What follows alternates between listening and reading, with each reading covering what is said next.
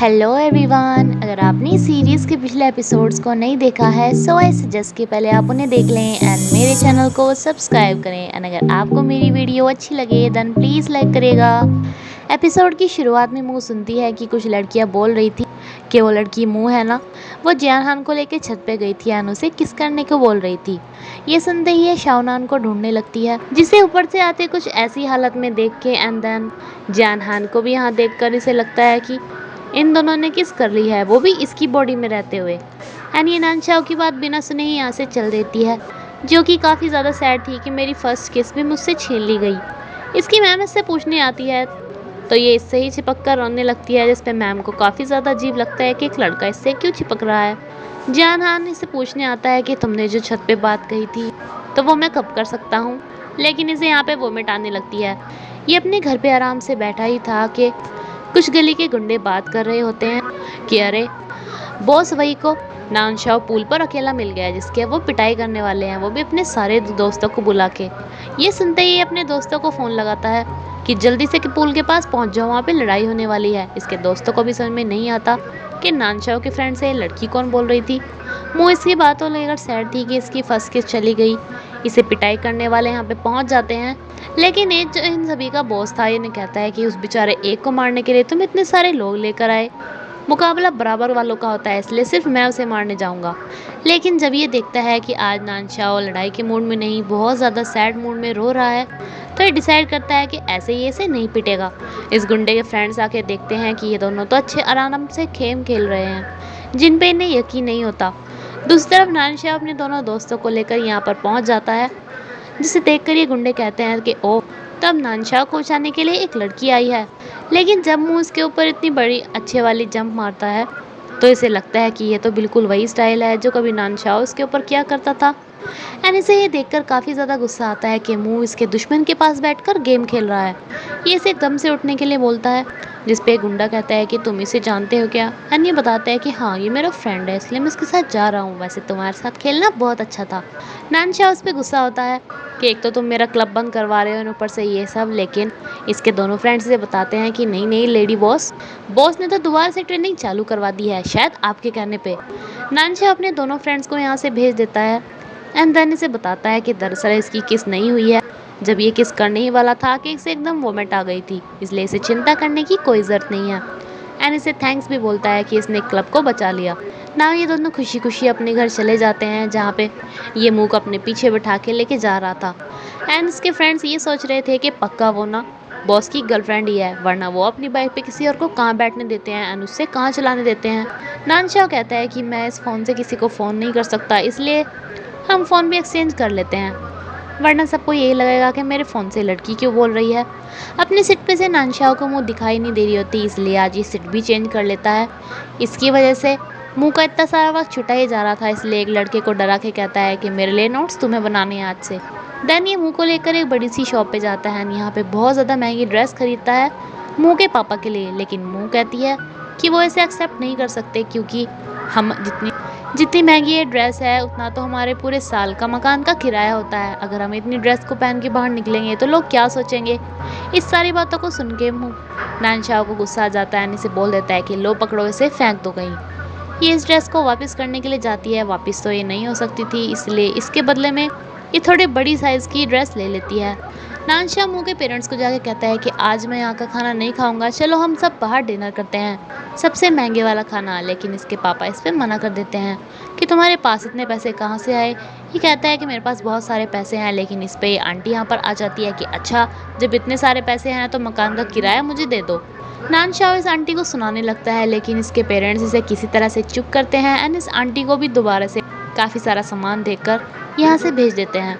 नानशाओ के पैसों की इस ड्रेस को मुँह उसी के पापा के लिए लेके आती है, जिन पे इसे तो क्या इसके एम्प्लॉयज़ को भी यकीन नहीं होता। अभी तो ये काफ़ी रूडली बिहेव करते हैं, लेकिन इसके जाते ही इस ड्रेस को ट्राई करके देखने लगते हैं, जो कि इन्हें काफ़ी ज़्यादा अच्छी लगती है। नाउ एंट्री होती है नानशाओ के भाई की, जो कि 3 महीने के ट्रिप के बाद घर पे वापस आता है।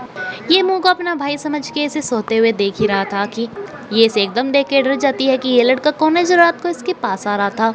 तभी इसे पता चलता है कि नानशाओ का एक भाई भी है एंड उसने इस बारे में कुछ भी नहीं बताया, ना ही ऐसे ये सब कि इन दोनों की आपस में रिलेशनशिप कैसी है। खैर ये डिसाइड करती है कि इसे कामली बिहेव करना होगा। सबसे पहले तो ये अपनी लड़की वाली पोजीशन ठीक करती है। जाते हुए इसे कहती है कि थैंक्स भाई लाइट बंद करने के लिए, लेकिन इसका भाई सोचता है कि वाह आज काफ़ी टाइम बाद तुमने मुझे भाई बोला, जिस पे सोचती है कि अभी पकड़ी जाती मैं। नानचाओ की मॉम अपने हस्बैंड को बोलती है कि नानचाओ अब काफ़ी ज़्यादा सुधर गया है, लेकिन इसके पापा कहते हैं कि मुझे तो लगता है वो नाटक कर रहा है, शायद उसे मुझसे पैसे चाहिए। सुबह उठते ही ये देखती है कि इसके बाथरूम में था नानचाओ का भाई। पहले तो इन्हें देखकर शौक हो जाती है, लेकिन फिर देखती है कि वाह ये भाई तो काफ़ी ज़्यादा हैंडसम है। स्कूल जाते हुए इसे ब्रेकफास्ट बना के देता है, जिस पे ये सोच रही होती है कि इसे लूँ या ना लूँ, पता नहीं नानचाओ की इनके साथ कैसे बनती होगी, बट फिर भी इसे ले ही जाता है, वो भी थैंक्स बोल के, जिस पे सोचता है कि वाह पहली बार इसने मुझे थैंक्स बोला, ऐसा तो हो ही नहीं सकता। इस सब बारे में नानचाओ को पता लगने पे ये समझाता है कि उसे इग्नोर करना, तुम्हें पता नहीं है वो कितना तेज है, अगर उसे हम दोनों पे शक हो गया ना तो वो हमें इंस्पेक्शन के लिए डॉक्टर एंड साइंटिस्ट के पास भेज देगा। एंड तुम्हें उसका लंच लेने की क्या ज़रूरत थी, मेरी उसके साथ बिल्कुल भी नहीं बनती। एंड ये इसे डस्टबिन में डाल देता है। इसका भाई आज इसे स्कूल में लेने के लिए भी आता है, जिसे कि नानचाओ देख लेता है। ये इसे इशारा करता है कि इसे इसके साथ कार में बैठ के नहीं जाना है, लेकिन जब ये इतने प्यार से बोल रहा था तो ये इसमें बैठ जाती है। ये सोचता है कि अच्छा तो तुम नहीं मानी, अब ज़्यादा अच्छा रहेगा जब मैं तुम्हें कार से घसीट के निकालूंगा। ये इसे ऐसे ही निकालने लगता है, जिस पे इसका भाई कहता है कि अरे तुम्हें भी कार में बैठना है क्या। एंड इसे बोलना पड़ता है कि हाँ मैं सोच रही थी कि धूप इतनी हो रही है, मैं कार में ही बैठ जाती। घर पहुंचने पे इसके पापा इससे पूछते हैं कि तुमने जो है मुझे गिफ्ट दिया मुझे हजम नहीं हुआ है, आजकल तुम्हारा बिहेवियर काफ़ी ज़्यादा चेंज है, तुम अच्छे हो गए हो या नाटक कर रहे हो। अब ये किसी को नहीं बता सकता था कि ये चेंज हो गया है, इसलिए बोल देता है कि हाँ मैं तो नाटक कर रहा था, मुझे पैसे ही चाहिए थे। इस पे इसके पापा को बहुत ज़्यादा गुस्सा आता है, ये इसे बहुत ज़्यादा सुनाते हैं, जिस पे ये रोते हुए यहाँ से अपने रूम में चला जाता है। एंड इसके भाई को ये बात बहुत ज़्यादा वियर्ड लगती है। इसके पापा को काफ़ी गुस्सा आता है कि अब ये इसका दिया हुआ एक गिफ्ट भी उतार कर फेंक देते हैं, जो कि इन्होंने इतनी ज़्यादा गर्मी में भी पहन रखा था। ये नानशाह को बता रहा होता है कि हमारा सच एक्सपोज हो ही जाता, ये तुम्हारा भाई। लेकिन ये देखती है कि इसका भाई तो बाहर ही खड़ा हुआ था। ये सोच रही थी कि सुबह अपने भाई से टकराने से पहले ही ये स्कूल चली जाएगी, बट ये इसके लिए एक टॉय लेके आता है, जो कि नानशाह को बिल्कुल भी पसंद नहीं था। एंड वो इस टॉय को देखकर हमेशा इसे तोड़ देता था। ये इस पे इसके रिएक्शन देखना चाहता था, लेकिन ये इसे बिना तोड़े ही छोड़ के यहाँ से भाग जाती है। एक तो इसने मुँह के बाल इतने छोटे कर दिए थे, लेकिन ये इन्हें भी संभाल नहीं पा रहा था। मुँह लिस्ट बना रही होती है कि इसे क्या क्या चीज़ें पसंद है, जो कि ये नानशाह को बता सके। एंड ये से भी कहती है कि तुम भी अपनी सारी लाइक्स एंड डिसलाइक्स लिख दो, क्योंकि टेस्ट करने के चक्कर में शाओरुई इसके लिए सोया मिल्क लेके आया था, जिसे ले लेती है। लेकिन ये बोलता है कि तुम्हें तो ये पसंद नहीं था ना, इसलिए मुँह को ये इसे फेंक कर दिखाना पड़ता है। मुँह इससे पूछती है कि इसने कैप क्यों लगाई हुई है, तो ये बताता है कि ये बाल मेरे बस में नहीं आ रहे थे, इसलिए मुँह अपने बच्चे कुचे प्यारे बालों को अपने आप ही कॉम्ब करने लगती है। नानचाह को एक अलग ही फील आ रही थी, इसलिए इसे कहता है कि बस करो, तुम तो मेरे पास आने के बस बहाने ढूंढती रहती हो।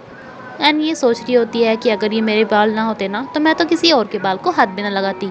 नानशाह वो अपनी हॉबीज़ एंड लाइक्स लिखता है, जैसे कि ये हमेशा ताइक्वांडो की प्रैक्टिस ही करता रहता है, कभी काम नहीं करता, कहीं पे भी बॉक्सिंग करना स्टार्ट कर देता है। तो अब इसे बॉक्सिंग करनी पड़ रही थी। यानी इसे कहती है कि तुम्हारा भाई तो जाने का नाम ही नहीं ले रहा है, बार बार मेरे रूम में आ जाता है, जबकि मुझे तो अपना होमवर्क करना था। नानशाह उसे एडवाइस देता है कि क्यों ना ये कराओके क्लास में चली जाए, क्योंकि इसके भाई को म्यूज़िक से बहुत ज़्यादा दुश्मनी है। वही ऐसी जगह है जहाँ पे इसका भाई इसका पीछा करता हुआ नहीं आएगा। लेकिन ये कराओके क्लास में नहीं जाना चाहती थी। इसका भाई आके पूछता है कि तुम क्या कर रहे हो, तो ये बताता है कि मैं बॉक्सिंग कर रहा हूँ। तो ये कहती है कि वाह आज तुम बिना गाली दिए बॉक्सिंग कर रहे हो। अब इसके पास आखिरी रास्ता कराओके क्लास जाने का ही बचता है, जहाँ पे जाके ये अंदर रूम में अपनी पढ़ाई करना स्टार्ट कर देता है। लेकिन नानशाह का भाई यहाँ पे भी पहुँच जाता है एंड इसे कहता है कि तुम इतने पढ़ाकू कब से हो गए कि यहाँ भी बुक्स लेके आए हो। ये वॉशरूम का बहाना करके फ़ोन लेके यहाँ से चला जाता है। नानशाह इसे कहते हैं कि मेरा भाई तो म्यूज़िक से बहुत दूर रहता है, लेकिन इसे सुनाता है कि इसका भाई यहाँ पर सिंगर बन रहा था। नानशाह कहता है कि रुको अभी मैं ही यहाँ पर आता हूँ, तुम्हारे बस की कुछ नहीं है। एंड इसी के साथ ये एपिसोड यहाँ पे ख़त्म होता है फ्रेंड्स। अगर आपको मेरी वीडियो अच्छी लगी है तो प्लीज़ लाइक करिएगा। Thank you.